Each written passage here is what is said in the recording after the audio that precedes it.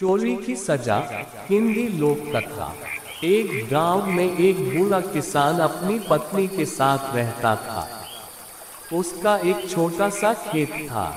उस खेत में ही कुछ सब्जियां बोकर और उन्हें बेचकर किसान अपना व अपनी पत्नी का गुजारा करता था। एक बार किसान ने सोचा कि इस बार वह पूरे खेत में शलगम बोएगा। उसने अपनी पत्नी से पूछा, मैं सोचता हूँ कि इस बार खेत में शलगम बो दूं, तुम्हारा क्या ख्याल है?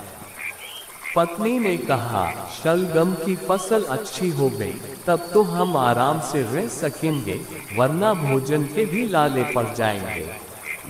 मैं फसल को समय पर पानी दूंगा, खूब देखभाल करूंगा तो फसल जरूर ही अच्छी होगी, किसान ने कहा। फिर किसान ने अपनी फसल खेतों में बो दी। किसान की किस्मत अच्छी थी कि इस बार शलगम की फसल बहुत अच्छी हुई। एक दिन बूढ़ा किसान खेत पर गया तो वह ये देखकर हैरान रह गया कि खेत में जगह जगह शलगम के टुकड़े बिखरे पड़े हैं।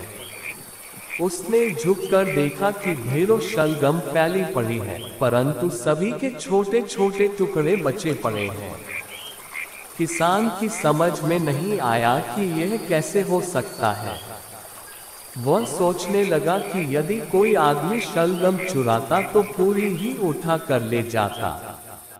शलगम के टुकड़े करके तो किसी ने मेरा नुकसान करने की कोशिश की है।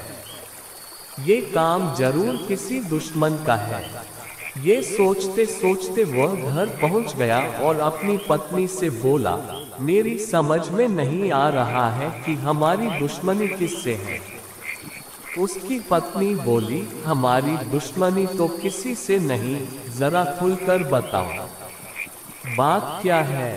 किसान बोला, किसी ने हमारा नुकसान करने की कोशिश की है। अपने खेत में ढेरों शलगम के टुकड़े पड़े हैं। अगर कोई चुराता तो शलगम ही निकाल कर ले जाता। ये तो किसी दुश्मन की चाल लगती है जो उसने शलगम के टुकड़े कर डाले। भला हमारा दुश्मन कौन हो सकता है? उसकी पत्नी बोली, लगता है तुम्हारा दिमाग बूढ़ा हो गया है, तभी दुश्मन की बात सोच रहे हो। भला हमारा दुश्मन कौन हो सकता है? जरूर कोई जानवर हमारी फसल खा रहा होगा। बूढ़े किसान को बुढ़िया की बात जंच गई और वह रात को पहरा देने खेत पर चला गया।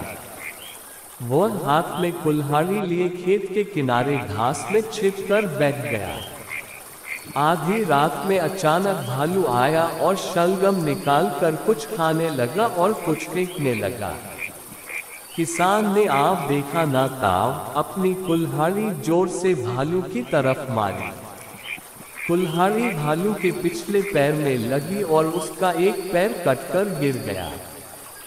भालू दर्द से चिल्लाता हुआ लंगड़ाकर जंगल की तरफ चला गया।